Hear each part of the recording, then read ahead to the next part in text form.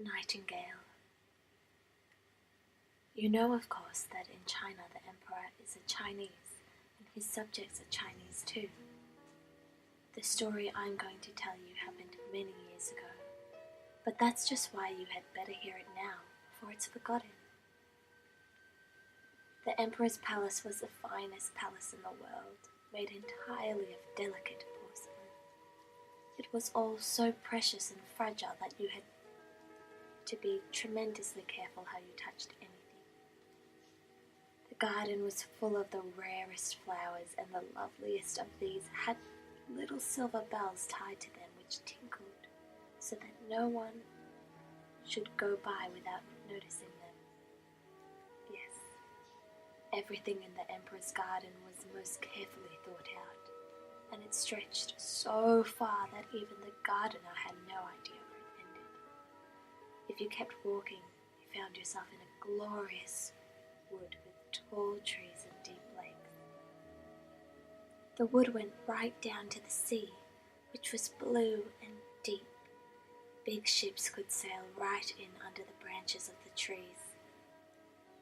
Here lived a nightingale that sang so beautifully that even the poor fishermen, who had so much else to see to, would stop and listen when he was taking his nets in at night and suddenly heard the nightingale.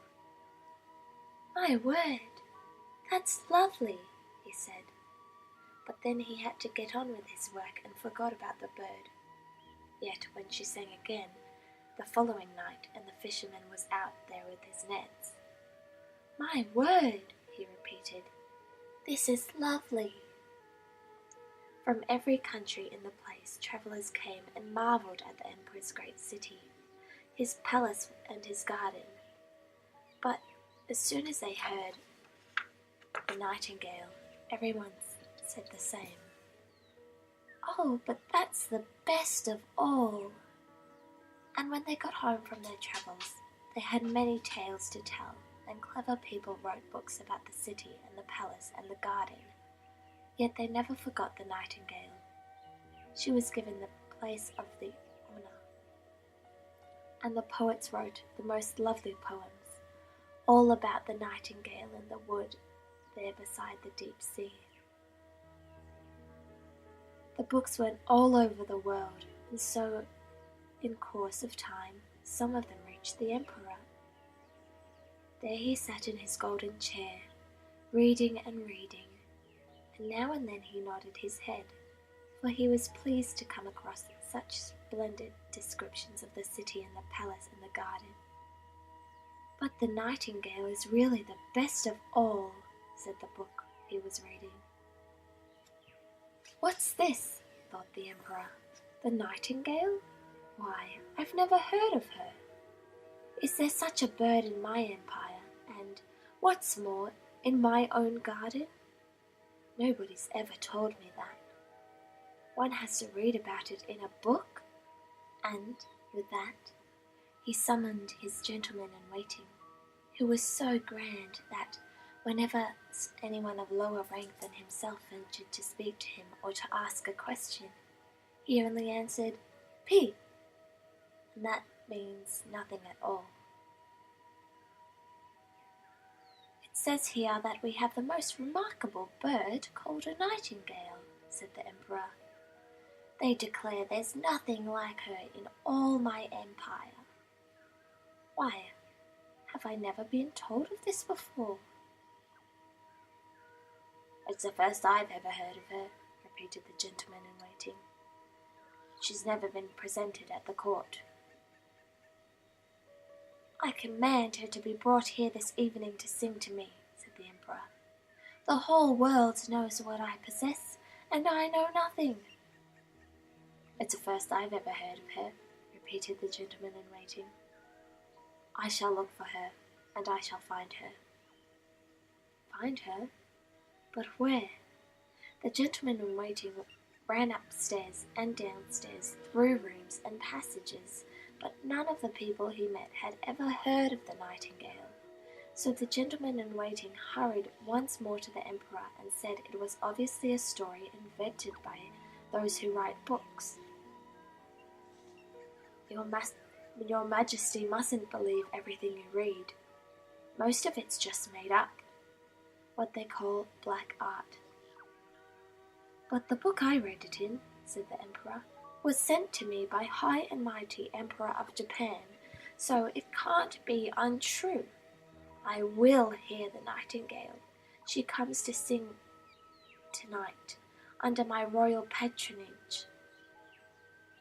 And if she fails to appear, then every courtier shall be punched in the stomach directly after supper. Sing pig, said the gentleman-in-waiting, and ran up and down all the stairs again, through all the rooms and passages. Half the court ran with him, for they didn't a bit like the idea of being punched in the stomach. They kept asking after this extraordinary nightingale that everybody knew about except the people at the court. At last they came across a poor little girl in the kitchen who said, "Oh, golly, the nightingale! I know her well. My, how she can sing! Every evening I'm allowed to take home a few scraps from the table for my poor sick mother who lives down the road by the shore, and on the way back I often take a rest in the wood, and then I hear the nightingale sing. It brings tears to my eyes, just as if my mother were kissing me." "Little kitchen maid," said the gentleman-in-waiting, "you shall have a regular situation in the kitchen and be allowed to watch the Emperor eating his dinner, if only you take us to the nightingale. You see, she's to give command performance this evening before the Emperor." So then they all set out for the wood where the nightingale used to sing. Half the court joined in the quest. As they were going along, a cow began to move. "Ah, there she is," said the courtiers. "What remarkable strength in such a small creature." "Yes, it's certainly not the first time we've heard her." "No, but that's a cow mooing," said the little kitchen maid. "We've still got a long way to go." Then some frogs started croaking in the pond. "Delightful," said the Emperor's chaplain. "Now I can hear her, just like little church bells." "No, those are frogs," said the little kitchen maid. "But I expect we shall soon hear her now." And then the nightingale began to sing.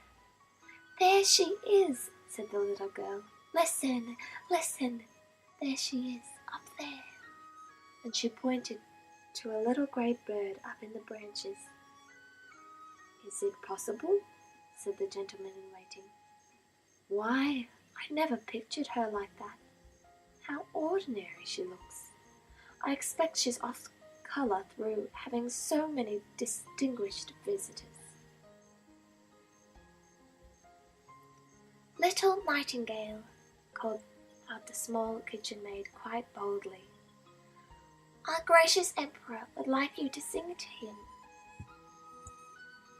"With the greatest pleasure," said the nightingale, and at once began to sing most deliciously.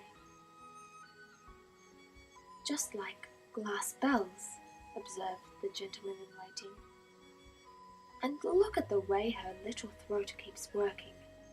I can't make out why we've never heard her before. She'll make a great hit at the court." "Shall I sing once more to the Emperor?"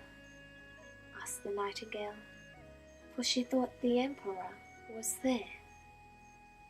"My excellent little nightingale," replied the gentleman-in-waiting, "it is my very pleasant duty to summon you to a concert this evening at the palace, where you will enchant his Imperial Majesty with your delightful singing." "It sounds best out in the open," said the nightingale. Still, she went along readily enough on hearing it was the Emperor's wish. At the palace everything had been polished up, until the china walls and floors glittered in the light of thousands and thousands of gold lamps.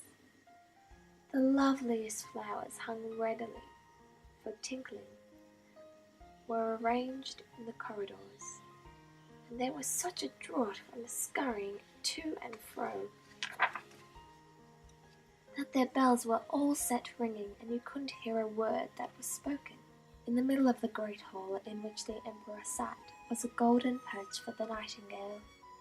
The entire court was present, and the little kitchen maid was allowed to stand behind the door, as she now ranked as a regular palace kitchen maid. Everyone was dressed in their finest clothes, and they all looked at the little grey bird as the emperor nodded to her to begin. And the nightingale sang so beautifully that tears came into the emperor's eyes and trickled right down his cheeks. And then the nightingale's singing became even lovelier. It went straight to his heart, and the emperor was so pleased that he said the nightingale should have his gold slipper to wear around her neck. But the nightingale said, "No, thank you." She had been rewarded enough already. "I've seen tears in the emperor's eyes. That is my richest reward. There's no strange power in an emperor's tears. Heaven knows they are reward enough." And the nightingale let them hear her lovely voice again. "Who ever saw such airs and graces?" said the ladies around. And they went and filled their mouths with water so as to gurgle whenever anyone spoke to them. Yes, they thought they could be nightingales too. Even the lackeys and ladies' maids expressed their approval, and that's saying a good deal, for they are the most difficult of all to satisfy. There's no doubt whatever that the nightingale made a great hit. She was now to remain at court and have her own cage, with leave to go out for 2 walks in the daytime and 1 at night. She was given 12 attendants, who each held on tightly to a silk ribbon fastened around her leg. There was absolutely no fun in a walk like that. The whole city was talking of this remarkable bird, and when 2 people met, one of them merely said, "Night," and the other said, "Gale," and after they sighed and quite understood each other. What's more, even Groce's children were named after her, but not one of them had a note in its head. One day, a large parcel arrived for the emperor with the word "Nightingale" written on the outside. "I expect this is a new book about our famous bird," said the emperor.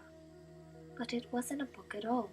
It was a little gadget lying in a box, an artificial nightingale that was supposed to look like the one that was live, but was all covered over with diamonds, rubies, and sapphires.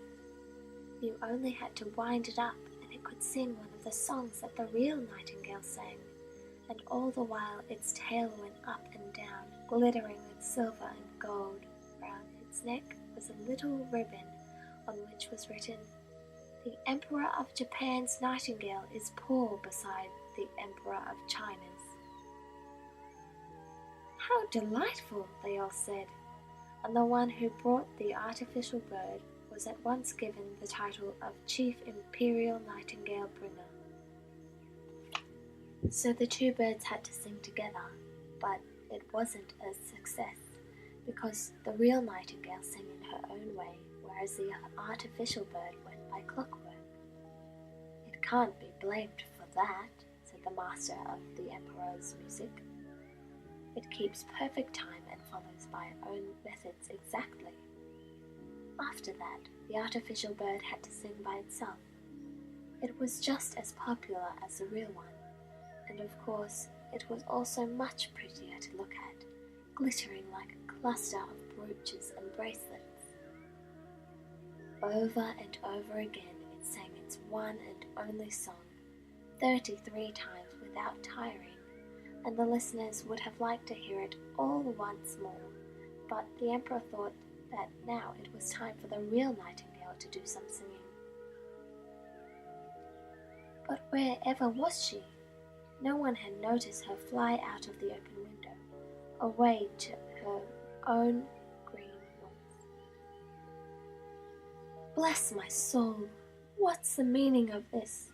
said the Emperor, and all the courtiers were highly indignant and said what an ungrateful creature the Nightingale was. "Still, we've got the better one," they added, and then the artificial bird was obliged to sing once more. That was the 34th time they were hearing the same song, but they didn't quite know it even yet, for it was so difficult. And the master of music gave the bird extraordinary praise. In fact, he declared that it was better than the real nightingale, not merely because of its outward appearance and all the wonderful diamonds, but also for the work inside. You see, ladies and gentlemen, and above all, your Imperial Majesty, with the real nightingale there's no telling what is going to happen, but with the artificial bird everything is fixed beforehand. Such and such will be heard, and no other. One can account for it all. One can open it up and show the human mind at work, the position of the cylinders, how they go round, and the way in which one thing follows from another. Everyone said that they quite agreed, and the master of music got permission to show the bird to the public on the following Sunday. "They must also hear it sing," said the Emperor, and hear it they did. They were as delighted as if they had drunk themselves merry on tea. "And that's so like the Chinese," they all said. "Oh!" and held up one finger, the finger we call lick-pot, and nodded their heads. But the poor fishermen who had heard the real nightingale said, "It doesn't sound so bad, quite like the bird, and yet there's something kind of missing." The real nightingale was sent into exile, banished from land and realm. The artificial bird had its place on a silk cushion close to the Emperor's bed.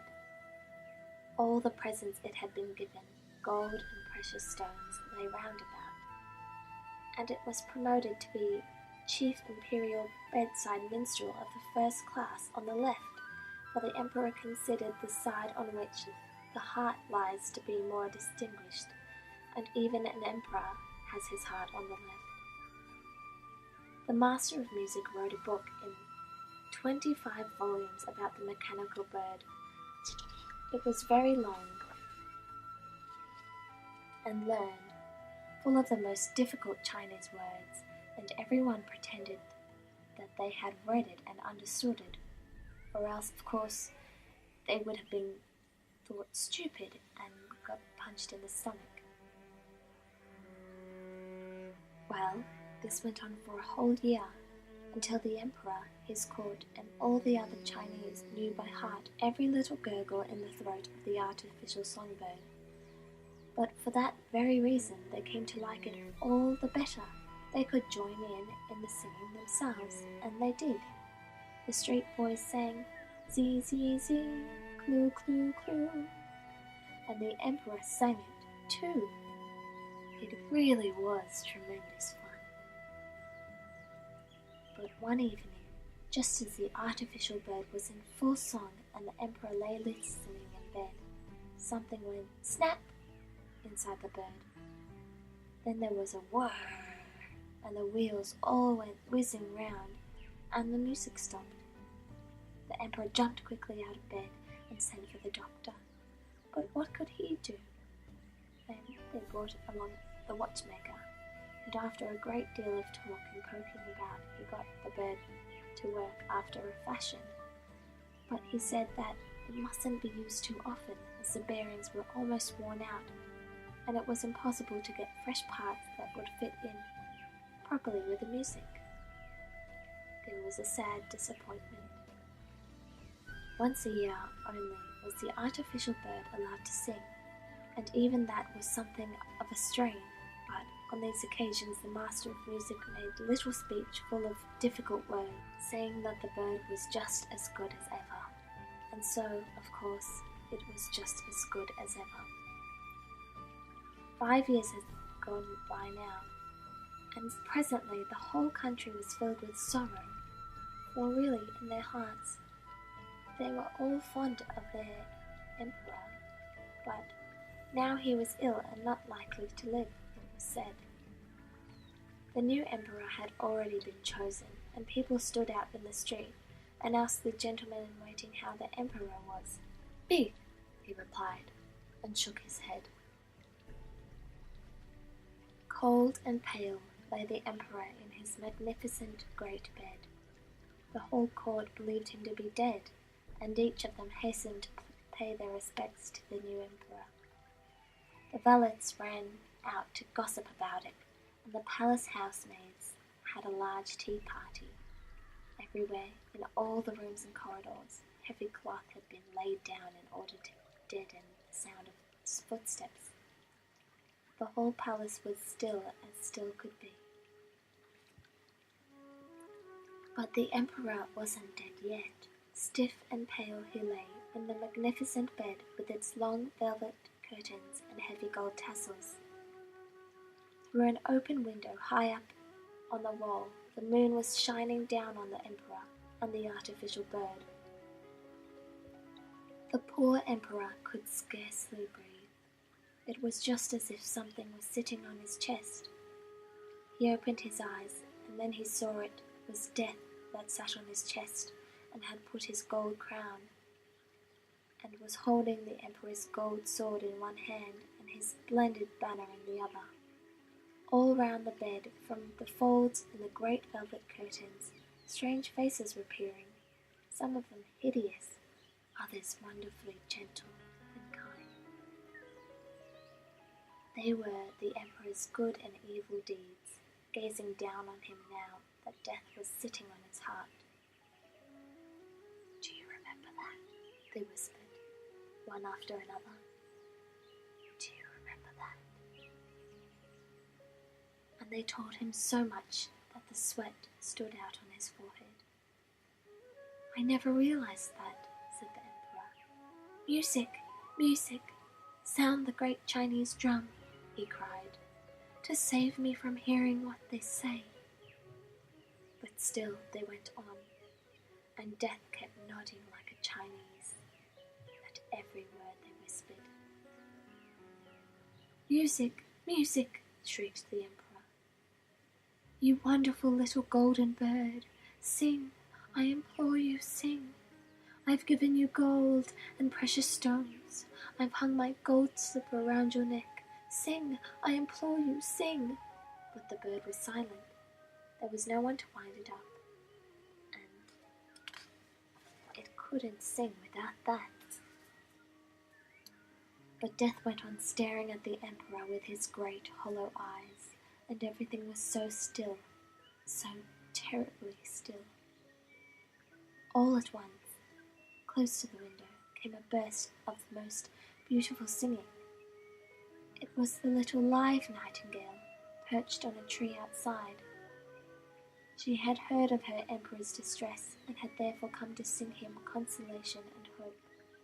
And, as she sang, the shapes grew fainter and fainter. The blood in the emperor's weak limbs ran faster and faster, and Death himself listened and said, "Go on, little nightingale, go on."